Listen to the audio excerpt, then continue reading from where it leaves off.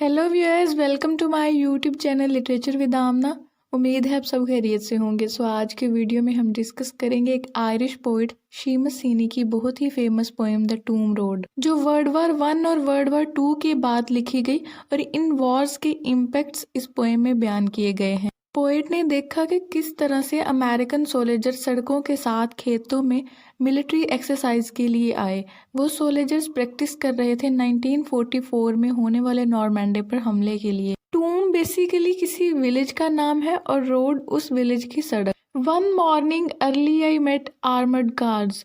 Armoured cars बख्तरबंद गाड़ियां होती हैं जो सोल्जर्स बम धमाके करने के लिए इस्तेमाल करते हैं। पोएट कहता है कि एक सुबह सवेरे मैंने आर्मर्ड कार्स देखी, जो पोएट के माइंड में एक तरह का खौफ डालती हैं कि वो कहाँ से आ रही हैं और कहाँ को जा रही हैं, जो शायद उनका सुकून तबाह कर देंगी। इन कॉन्वॉय काफले की सूरत में, यानी वो बहुत ज़्यादा गाड़ियाँ थी। वाबलिंग अलोन ऑन पावरफुल टायर्स, वो अपने ताकतवर टायरों से आवाज़ पैदा कर रही थी। All camouflaged with broken alder branches. Alder एक किस्म का दरख्त होता है और कैमोफ्लैग्ड मतलब छुपे होना।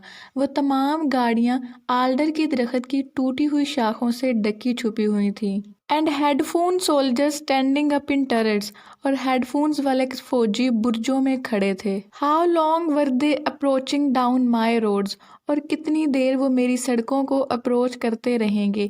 यहाँ माई रोड सिंबलाइज कर रहा है माई पीपल माई नेशन को, यानी वो लोग कितनी देर हमारे सड़कों, हमारे खेतों और हमारे लोगों पर कब्जा करेंगे। As if they own them, जैसे वो उनके मालिक हों। The whole country was sleeping, पूरा मुल्क सो रहा था। यहाँ पर सोनिफिकेशन का इस्तेमाल किया गया है। स्लीप ह्यूमन ट्रेट है जो एक कंट्री को दी गई है।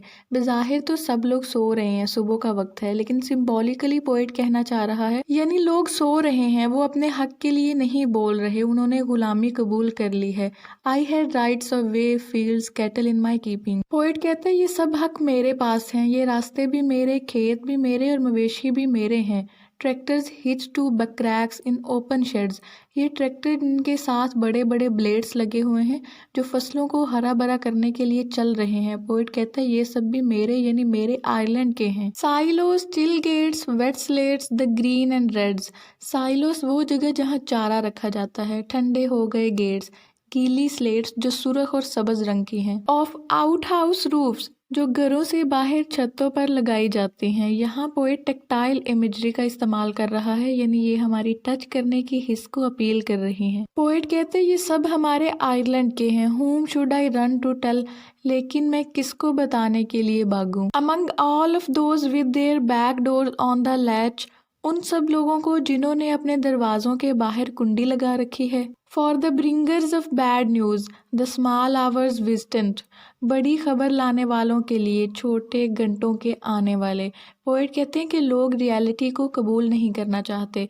कोई उनके पास थोड़ी देर में बड़ी खबर न ले आई, इसलिए उन्होंने बाहर दरवाज़ों पर कुंडियाँ लगा रखी हैं। Who by being expected might be kept distant, किसकी तवक्को की जा रही है जिसे हो सकता है फासले पर रखा जाए। सोवर्स ऑफ सीड इरेक्टर्स ऑफ हेडस्टोन्स, बीज बोने वाले यानी किसान, और पत्थरों को जमीन पर खड़ा करने वाले यानी मजदूर। O charioteers above your dormant guns, a chariot चलाने वाले। चैरियोट 2 व्हील हॉर्स होता है और उस हॉर्स को चलाने वाले को चैरियोटर कहते हैं। यहाँ पोएट ने अपोस्ट्रोफी का इस्तेमाल किया, यानी पोएट खुद चैरियोटर को मुखातिब कर रहा है और कह रहा है तुम्हारी बंदूकें अभी तक बेहिसो हरकत पड़ी हैं।